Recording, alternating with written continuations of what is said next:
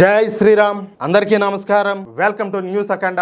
నేను మీ కస్తూరి శ్రీధర్. మిత్రులారా, ఈ కాలం యువతకు తెలియకపోవచ్చు కానీ ఒక 70 సంవత్సరాల క్రితం మన తెలుగులో జానపద సినిమాలు విపరీతంగా రిలీజ్ అవుతా ఉన్నాయి. అంటే నా చిన్నప్పుడు కూడా ఈ జానపద సినిమాలన్నీ కూడా వస్తూ ఉన్నాయి. ఎన్టీఆర్, ఏఎన్ఆర్, కత్తి కాంతారావుటి ఇలాంటి సినిమాలన్నీ కూడా దండిగా వస్తూ ఉన్నాయి. కృష్ణాటి వాళ్ళందరికీ కూడా ఆ సినిమాలను విఠలాచార్య అనే దర్శకుడు చిత్రీకరిస్తూ ఉన్నాడు. అంటే అన్నీ అని కాదు, కొన్ని సినిమాలను ఆయన కూడా ఒక ప్రత్యేకమైన శైలి, ఒక ప్రత్యేకమైన డైరెక్షన్ ఉంటుంది అనమాట ఆయనది. అందుకే ఏదైనా ఫాంటసీ సినిమా వస్తే విఠలాచార్య సినిమా అని చెప్పేసి పిలుస్తూ ఉంటారు. ఆ సినిమాలో ఈ విఠలాచార్య గారు ఎక్కువగా రాజులను, రాజకుమార్తెలను వశీకరణం చేసేటటువంటి మత్తు మందును చూపిస్తూ ఉంటాడనమాట. అంటే ఆ మత్తు మందు ఇవ్వడం ద్వారా ఆయా రాజులను, రాణులను ఆ మాంత్రికులు వశీకరణం చేసుకుంటారు. దీనినే మన భారతదేశంలో వశీకరణ విద్య అని చెప్పేసి అంటారు. ఇదంతా ఎందుకు చెప్తున్నాడు బయట అని చెప్పేసి మీరు అనుకోవచ్చు. కొంచెం ఓపిక పట్టండి, నేను ఎందుకు చెప్తున్నాను మీకు బాగా అర్థమవుతుంది. కానీ ఇదంతా సినిమాలలో చూసి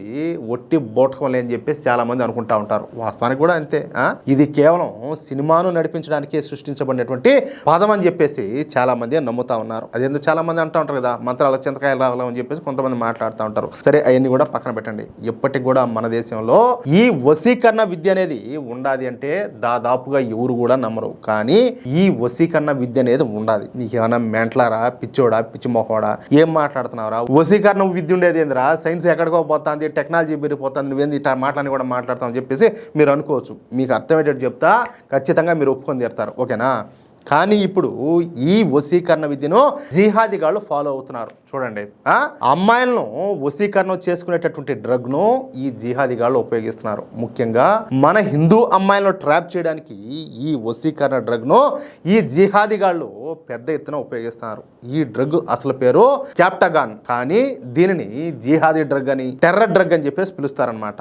ఇది ఒక రకమైనటువంటి యాంఫెటమిన్ ఆధారిత సింథటిక్ డ్రగ్. ఈ యాంఫెటమిన్ అనేది కేంద్ర నాడీ వ్యవస్థను ఉత్తేజపరిచేటటువంటి ఒక శక్తివంతమైనటువంటి మందు. ఇది మెదడులో డోపమైన్ అలాగే నోరెపినెఫ్రిన్ వంటి రసాయనాల స్థాయిలను పెంచేందుకు పనిచేస్తుంది. ఇక ఈ జిహాదీ డ్రగ్ అనేది మెదడును విపరీతంగా ఉత్తేజపరుస్తుంది. దీన్ని తీసుకున్న వ్యక్తులలో ఆకలి, నిద్ర అనేటివి ఉండవు. విపరీతమైనటువంటి ధైర్యం వస్తుంది. అలాగే శక్తి వచ్చినట్లు ఆ ఫీలింగ్ అయితే కలుగుతూ ఉంటుంది. అందుకే జిహాదీగాళ్ళు ఈ జిహాదీ డ్రగ్ ను ఎక్కువగా ఉపయోగిస్తూ ఉంటారంట. అంటే మన హిందూ అమ్మాయిలు ట్రాప్ చేయడానికి ఈ జిహాదీ డ్రగ్ ను ఈ జిహాదీలు ఉపయోగిస్తున్నారనమాట.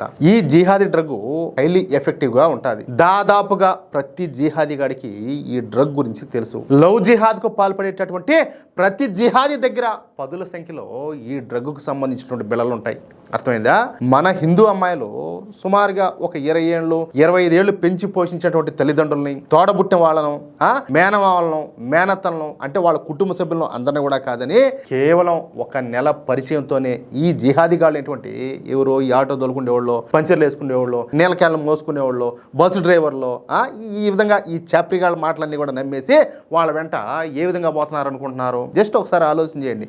ఇది నేను చెప్తా ఉండే మాటలు కాదు. ఈ డ్రగ్కు సంబంధించి, ఈ లవ్ జిహాద్కు సంబంధించి, ఈ కుట్రకు సంబంధించి ఏకంగా అమిత్ షా గారే బయట పెట్టినారు. అది కేవలం ఈ మందు వల్లనే అని. ఈ మత్తు మందుకు రంగు, రుచి, వాసన అనేటివి ఉండవు. మంచినీళ్ళలో కూడా కలపొచ్చు, బిర్యానీలో కూడా కలపొచ్చు, దేంట్లో అయినా కూడా కలిసిపోతుంది. ఆ మందుకు అలవాటు పడ్డం అంటే ఆ జిహాదీ గాడికి అలవాటు పడ్డమే. అంటే ఆ వాళ్ళోడు ఏం చెప్పినా కూడా మెదడులో ఆ విధంగా ఎక్కిపోతాయి. ఇప్పుడు అర్థమవుతుందా? మన హిందూ అమ్మాయిలు ఈ జిహాదీ గాళ్ళ ట్రాప్లో ఏ విధంగా పడతారా? అందుకే నేను ప్రతిసారి కూడా గొంతు చించుకొని చెప్తా ఉంటా, జిహాదీ గాళ్ళతో సావాసం చేయొద్దు. వాళ్ళ ఆడవాళ్ళైనా సరే, మగవాళ్ళైనా సరే, వాళ్ళ బతుకులంతా కూడా అట్టే ఉంటాయి. వాళ్ళ దగ్గర కూడా రానివ్వద్దు.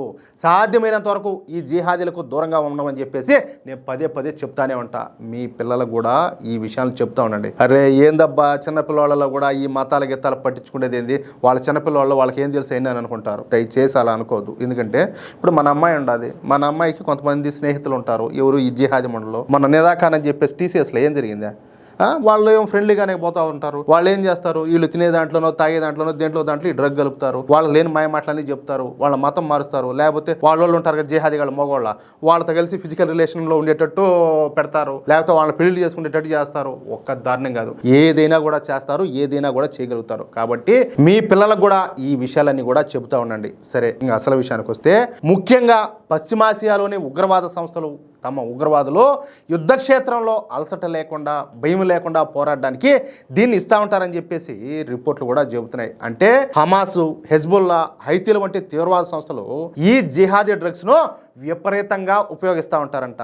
ఈ డ్రగ్ను ఉపయోగించడం మూలంగా వాళ్లకు ఎక్కడ లేని ధైర్యం వస్తుంది. అంటే చావును కూడా లెక్క చేయరు. అందుకే ఈ పిచ్చిముండా కొడుకులంతా కూడా చచ్చేదాకా కాల్పులు జరుపుతానే ఉంటారు. ఇప్పటి వరకు ఈ డ్రగ్ వినియోగం పశ్చిమాసియా దేశాలకే పరిమితం అని చెప్పేసి అందరూ కూడా భావిస్తూ ఉన్నారు. కానీ తాజాగా మన దేశ నార్కోటిక్స్ కంట్రోల్ బ్యూరో దీనిని స్వాధీనం చేసుకోవడంతో ఈ డ్రగ్స్ ను మన దేశంలో కూడా విపరీతంగా ఉపయోగిస్తున్నారన్న విషయం అయితే బయటకు వచ్చింది. ఈ భారీ డ్రగ్ నెట్వర్క్ను ఛేదించడానికి నార్కోటిక్స్ కంట్రోల్ బ్యూరో చేపట్టినటువంటి ప్రత్యేక ఆపరేషన్ పేరు ఆపరేషన్ రేజ్ పిల్. ఈ ఆపరేషన్ ద్వారా అంతర్జాతీయ డ్రగ్ సిండికేట్ను అధికారులు అయితే బట్టబయలు చేశారు. అధికారులు మొత్తం 227.7 కిలోల క్యాప్టగన్ టాబ్లెట్లు అలాగే దాని పౌడర్ను స్వాధీనం చేసుకున్నారు. అంతర్జాతీయ మార్కెట్లో దీని విలువ సుమారుగా 182 కోట్లు ఉంటుందని చెప్పేసి ఒక అంచనా. మీరు అనుకోవచ్చు, అరే నువ్వేదో చిన్న చిన్న వాళ్ళ పేర్లు చెప్పి ఆటోలు దొరుకుంటే వాళ్ళు లేకపోతే మెకానికల్ గా పనిచేసే వాళ్ళు, వాటర్ క్యాన్లు వేసుకునే వాళ్ళు, పంచర్లు వేసుకునే వాళ్ళు అని చెప్పి చెప్తా ఉన్నావు. ఇదేమో రేట్ ఏదో ఎక్కువగా ఉన్నట్టుండదే, మరి వాళ్ళకి ఇట్లాంటివన్నీ ఎక్కడ దొరుకుతాయని చెప్పి మీరు అనుకోవచ్చు. వాళ్ళకి సరఫరా చేసే వాళ్ళు ఉంటారు. ఇంకా మనం దాన్ని అర్థం చేసుకోలేకపోతే మన మూర్ఖత్వమే అవుతుంది. ఇకపోతే మన నార్కోటిక్స్ డిపార్ట్మెంట్ వాళ్ళు ముందు ఢిల్లీలోని ఒక నివాస గృహం పైన దాడి చేసి 31.5 కిలోల డ్రగ్ను స్వాధీనం చేసుకున్నారు. చపాతీలు కత్తిరించే మిషన్లో అత్యంత చాకచక్యంగా దాచిపెట్టారంట. ఢిల్లీలో పట్టుబడినటువంటి నిందితుడు ఇచ్చినటువంటి సమాచారంతో ముంద్రా పోర్ట్లో ఒక కంటైనర్ తనిఖీ చేస్తే అందులో గొర్రె బొచ్చు మధ్య దాచిపెట్టినటువంటి మరొక 196.2 కిలోల డ్రగ్ పౌడర్ అయితే దొరికింది. ఇక ఈ కేసులో సిరియా దేశానికి చెందినటువంటి అలబ్రాస్ అహ్మద్ అనే వ్యక్తిని అరెస్ట్ చేశారు. వీడు పచ్చి నెత్తురు తాగేటటువంటి జిహాదీగాడు. సరే, ఈ జిహాదీగాళ్ళంతా కూడా అట్టే ఉంటారు, దాంట్లో పెద్ద తేడా ఏం లే. అయితే వీడు టూరిస్ట్ వీసా పైన 2024 నవంబర్లో మన దేశానికి వచ్చాడు. వీసా ఏంటంటే 2025 జనవరిలోనే అయిపోయినప్పటికీ మన దేశంలో అక్రమంగా ఉంటూ ఈ డ్రగ్ రవాణా నెట్వర్క్ ను నిర్వహిస్తాడంట. అయితే మన కేంద్ర ఏజెన్సీలు మాత్రం ఈసారి అద్భుతంగా పనిచేసి వీడినైతే మొత్తాన్ని పట్టుకున్నాయి.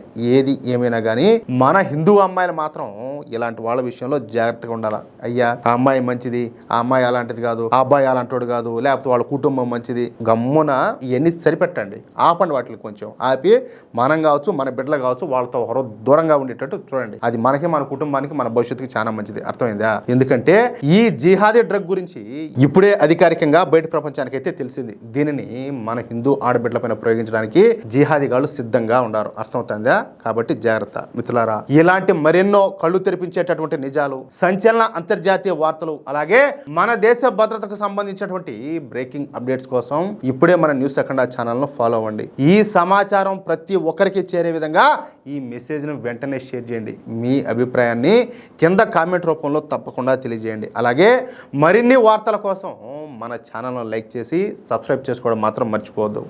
జై శ్రీరామ్, జై హింద్, భారత్ మాతా కీ జై.